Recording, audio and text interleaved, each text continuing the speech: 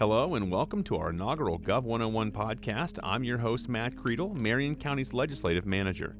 If you've had a chance to check out our first Gov101 video, you already know that Marion County created Gov101, your guide to all things government here in Marion County, designed to highlight the multiple types of government offices and officials operating in the county, their differences, how county services are funded, and much, much more.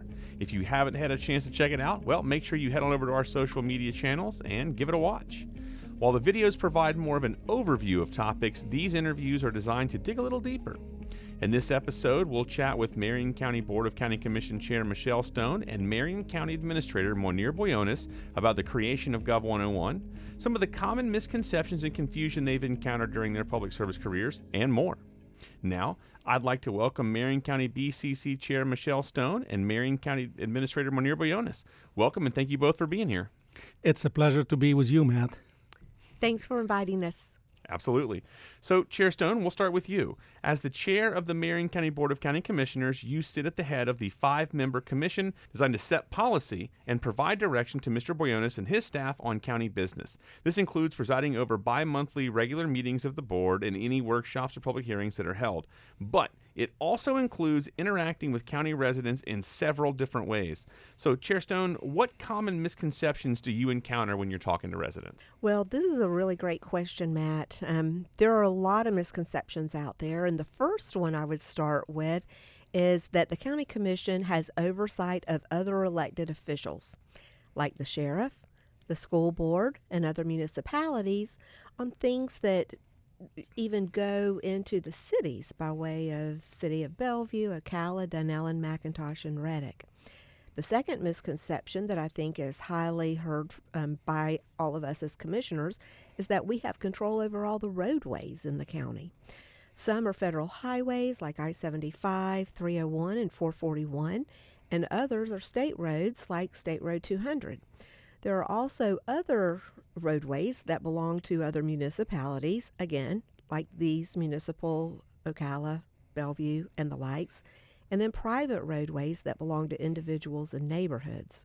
And I think the third biggest misconception that I hear about is as it pertains to growth. Where is land use and zoning, what the county commission is and can approve and what we can deny, and that we automatically approve everything, and that we also have a rubber stamp on gas stations and car washes.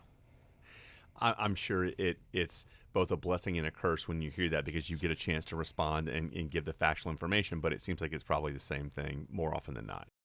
Well, I mean, these are the top three. Again, there's other little offs, but I think this covers the top three misconceptions that are out there. So I'm really glad to have this opportunity to help educate the public on what is truth and what is myth. Mm-hmm. Monir, you've been with the county for over 3 decades. You're currently the county administrator, a role you've held for about 8 years now. To you, what are some of the most common misconceptions you've heard throughout your time here from residents regarding county services? In general, I totally agree with what the chairman has said. And globally, the most common misconception is the authority of the Board of County Commissioners and how much influence they have on other entities and other elected offices in the county. And we don't need to repeat that. The chairman already explained that. Other major misconception, mostly about how we fund road maintenance. People believe or think that property taxes are used to fund road maintenance, which it's not correct. Our road system is mostly funded by gas tax, and the gas tax is not enough to cover all the roads in Marion County. So the gas tax is being used to fund the major road system in Marion County. And we have an assessment program that has been in place since the 80s that has done a great job to fund local streets and subdivision. And not many people know that. And they think they pay that property tax, and that's how it's used to maintain those roads. That's not exactly what happened and how roads are funded. And before your current role as a county administrator, you were the county engineer, and I would imagine that gives you a very intimate knowledge of the roadways and the road projects and the history behind a lot of that, so it allows you to give context when someone makes a comment that may not be factually correct. Exactly, and I have dealt with it for years. Information's needs to be shared on a regular basis, how those funding sources are being used. and what funds which service in the county. And we do have a lot of services we provide with funding sources that they are limited to only that service. So if we have TDC tax, tourism tax, that tax can only be used for that purpose. So when you see us put in a sign on I-75 to attract tourism and let them know where Marion County is and where we are, that project is funded by tourism and it's related only to tourism purposes. We cannot take that money and spend it on building roads. Because statutorily, it has to go to something tourism related. It's not that Marion County could, even if the county wanted to, they are bound by state statute to use that for certain purposes. That's correct. So, the good thing is, this sounds a lot like something Government 101 can help with. What was the thought process, Chair Stone, behind creating Gov101? Well, simply for this very purpose, Matt, to be able to help people, regular people who are busy taking care of their lives, and then all of a sudden they see something on social media or they read something in the paper and they become outraged, but they really don't have the full concept of what is happening. And so to get this information out to people, I hope is going to be something that is far and wide and something that we can use for years to come. And again, it's just because normal people don't have to follow the government until something does ignite their passion. And then this will help get that real information in their hands very quickly. And I think passion is where it's at. If someone has a passion to get involved in any level of government, that's a very, very great thing. But making sure that that passion and that focus is directed towards something that is going to be productive and something that they understand the entire system, maybe Gov101 can help with that. I'm certainly hopeful that it will. So, Monier, one thing that Gov101 points out, and Chair Stone talked a little bit about this, is that the cities and towns within the county, they prepare their budgets without input or direction from the county. And it's not just the cities or the towns either. The same can be said for like entities such as Marion County Public Schools and others. Their budgets are set independently. Is that something that comes up when you talk to residents as well? It does come up all the time, and that's exactly how it happened. Those entities, they are elected boards, and they have the full authority how they manage their budget and how to set their budget. The only offices that the Board of County Commissioners have any influence over approving their budgets is the Sheriff's Office, the Tax Collector, the Supervisor of Election, the Property Appraiser, and the Clerk of the Court. Those are the 5 budgets. They are not BCC overseen.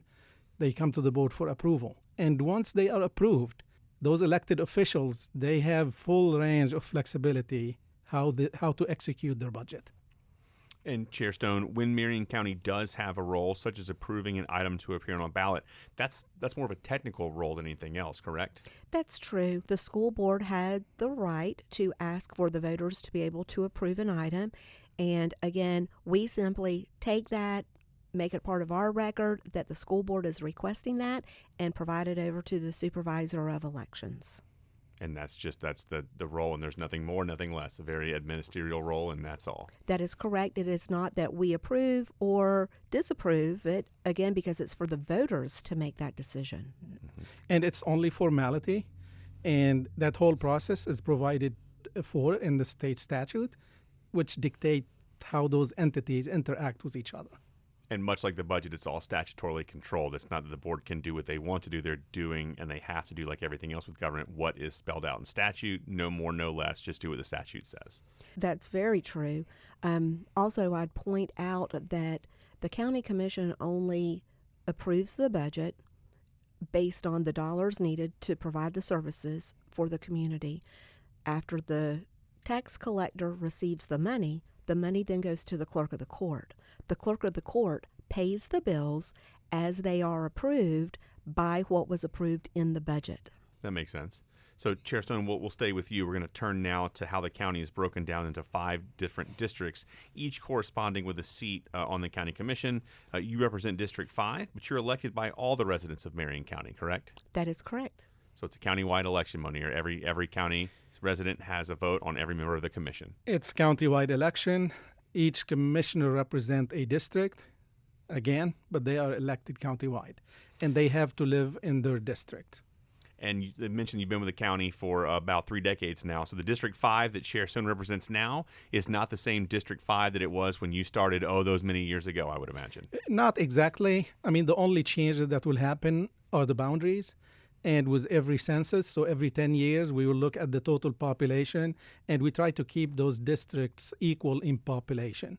They are very close, not exactly the same number of people, but very close in general. Even though you may see the size difference, it's the population, not the actual land size. That's correct.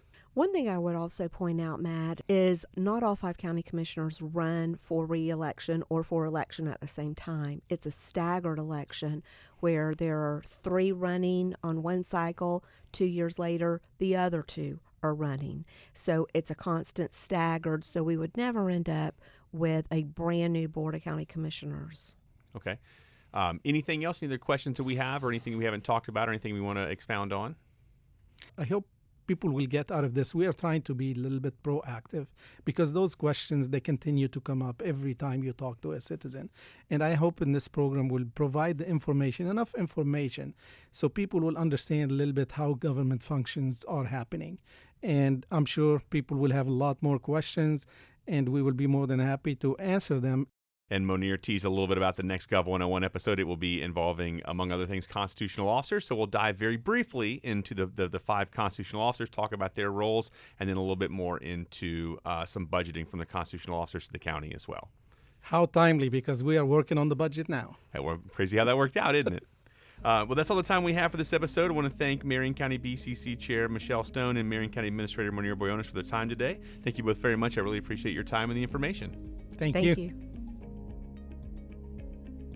Be sure to join us for the next episode where we take a deeper dive into the topics covered in Gov101. We hope you enjoyed this inaugural Gov101 interview episode, your guide to government in Marion County. Until next time, so long, everybody.